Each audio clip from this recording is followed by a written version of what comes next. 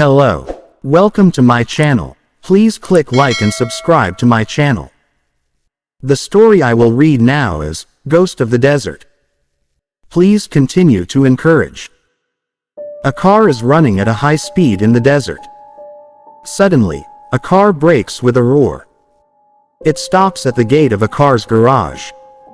The garage's 20 feet wide gate opens. A van with a skull on its roof goes inside. Two of the couples get off the van, when a stranger suddenly attacks them. They stop there. Suddenly, a man with an axe in his hand drags the four dead bodies to the basement. A terrible laugh starts to echo in the garage. The desert-based India is the border of Pakistan and the country where no terrorist ever thinks of going. It is a very exciting place for those who love adventure. There are many places to visit, but no one ever returns. If someone ever returned, then maybe he was worthy of telling someone else about this place. This is a famous place for car destruction. Cars of the Kabaddi style are modified with the will of the model and power, and sold to the people who love to race in the big cities. And to sell these cars, a group of boys used to work in the car showroom and local servicing workshops of the big cities. Their only purpose was to sell the car and take the customer to the garage of the Kabaddi style, that is, to the desert. The four families of the two couples who were killed by a stranger and their friends started looking for them. The police had also filed a complaint for this. According to the police, their last location was the border of the desert, which was within the restricted area. Somehow, tracing the location, the four friends made a plan to find them.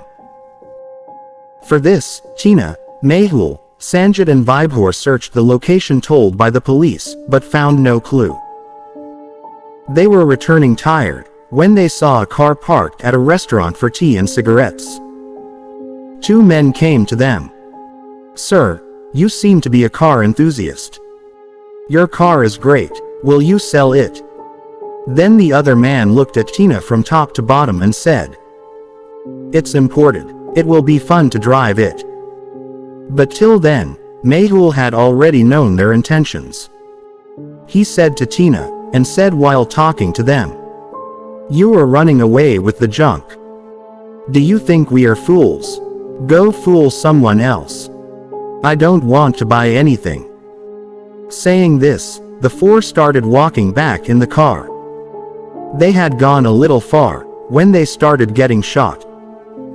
The four friends were confused. Who to save and where to go, because the car was punctured. Suddenly, Tina, Mehul, Sanjit and Vibhor saw two men with guns. They were the same people who had come to buy the car from these four. Both the gunmen put Tina, Mehul, Sanjit and Vibhor on the gunpoint and sat in the car. They walked towards the desert. After going a little far, the car was standing in front of a 20-foot-long gate. And the two gunmen had left the car in front of the gate.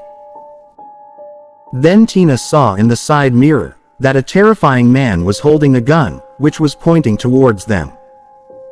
Then Mehul whispered, "Tina, we will not survive now. I don't know where he is taking us. And no one knows what is behind this door." Tina said, "We will be fine, just be strong. I am there." Tina, while telling everyone, sat on the driver's seat and started driving.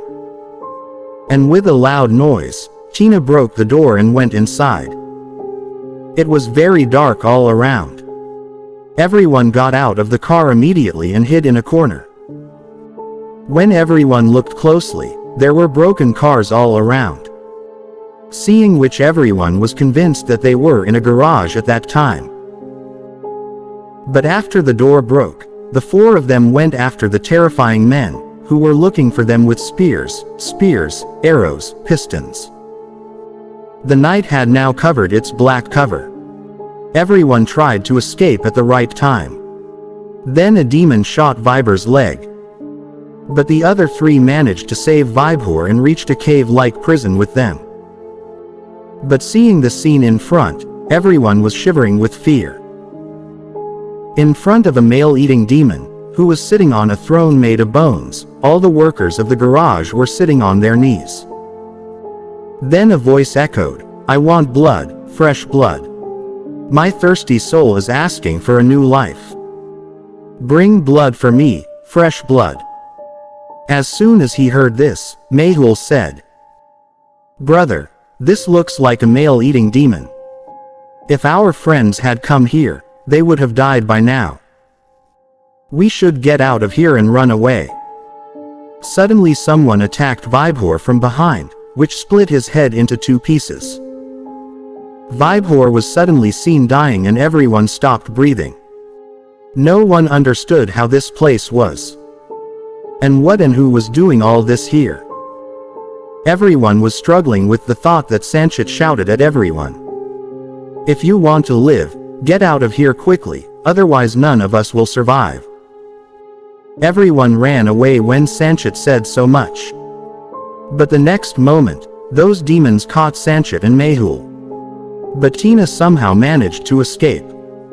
The demons had locked Sanchit and Mehul in the cellar. Then a mechanic there tells them about this place. "Brother, this is not a garage. Here, only the blood of young people is played by the demons. Then the body is thrown across the border into Pakistan. And no one knows about this place. You guys are trapped. There is a big group of people here. They are greedy for powerful modified cars and bring them here. And stupid people like you come here to die. You will die. You will die in all ways." As soon as the mechanic's words were over, Sanchit said, "We came here not for modified cars, but to find our 4 friends.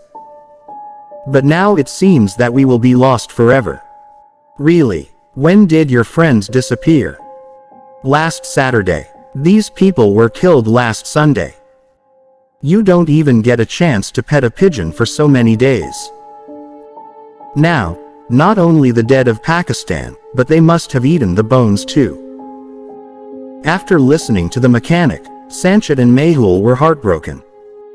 Before they could ask the mechanic anything else, a demon came inside. He hit the mechanic's skull and he was buried there. Then that demon dragged Sanchit and Mehul and brought his master to the service of the demon. When he saw the demon for the first time, Sanchit and Mehul were shivering with fear. Because the demon was chanting mantras.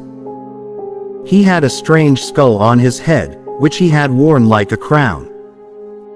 The demon had not 2, but 4 hands. 2 of them were magical, which could be as big and small as tea. "I have brought your breakfast, master." Hearing the mechanic's words, the demon opened his eyes. Sanchit and Mehul were shivering with fear. Because the demon did not have eyes, but instead he could see 2 black holes. The one who had worms inside, the demon was so terrified that Sanchit was scared and ran away. But the demon grabbed Sanchit's neck with his magical hands and lifted him in the air. And slowly brought him in front of him. Sanchit could clearly see the black shadow of his death in the eyes of the demon. Before Sanchit could even move to save himself, the demon cut off Sanchit's head in a snap. Then he sucked the blood of the dead body of Sanchit and threw it back on the ground. Seeing Sanchit's terrible death, Mehul's blood was also drying. He thought that his death has come. Then the demon lifted Mehul in the air with his magical hands and brought him in front of him. "I pity your ignorance, fools. Your fate will be the same as your companions. But I can spare you. Tell me, should I spare your life?" Hearing the demon's words, Mehul cried and said, "Don't kill me, please, I will be your slave. I will obey you like all your slaves. I will do whatever you say. I just want to live." This foolish demon laughed and said, "Children, you are naive. You won't be able to stay here. The slaves you see here are all dead. I have kept them alive only with my magical power. Their veins are not blood, but my poison. No one can kill them. As far as you are concerned, you are a means of entertainment for me. Nothing more than this. Saying this, the demon threw Mehul back on the ground. Mehul was lying on the ground in pain. Then the same brainless van came in to pick up Sanjit's body. Mehul was sitting up. He saw Tina hidden under the van. Tina had also seen Mehul, and along with that, Sanjit's headless body too. But she didn't say anything out of fear. And she also told Mehul to stay quiet. Mehul also fulfilled his duty of friendship. And he kept his mouth shut in pain. Then the demon said to Mehul, "Run, let me see if your fate wants to keep you alive or not." As soon as the demon said, all the doors were opened. Mehul ran towards the desert in the dark of the night. There was a sandstorm in the desert. But Mehul did not give up. He kept running. The direction in which Mehul was going. Two magical hands of the male demon were following him in the same direction. Here Tina was hiding under the van. She was waiting to get out of the van. Every breath she was feeling her last breath. That's when the mechanic's remaining corpse also. The van left the Malad garage. The van was moving fast towards the Pakistan border. Because of the fast speed, Tina's grip became weak. She didn't even realize. The next morning when Tina woke up, she found herself in a military camp, where Tina was surrounded by 4 to 5 military officers. "What happened to you? We found you unconscious in the middle of the desert. If we hadn't come on time, then maybe the crows and the eagles would have eaten you alive." Tina started crying when she heard the military officer's words. She was remembering the atrocity that happened to her and her friends. But before she could say anything, the colonel entered the military camp. Seeing him, Tina's eyes turned white and face turned yellow. "What happened, son? My soldiers found you unconscious in the desert. Is everything okay?" When the colonel asked, Tina was looking at the unconscious colonel. The colonel asked Tina again. "Tell me, son, is everything okay? If there is any problem, tell us. We are military officers. You don't have to worry." But Tina didn't say anything. Because when Tina was hiding under the van, she saw the male ghost, who was none other than the colonel. Tina said this many times to the colonel. "I think I have lost my memory. I can't remember anything. Please, please leave me at my home." After this incident, Tina was sent back to her home. No one knows what happened to Mehul. Who knows, he is still running away from the magical hands of the male ghost. Maybe he has reached Pakistan while running away. You must have had many such questions while watching this story. No one knows the answer to these questions. If you know, please let us know in the comment section. Thank you for listening to the end.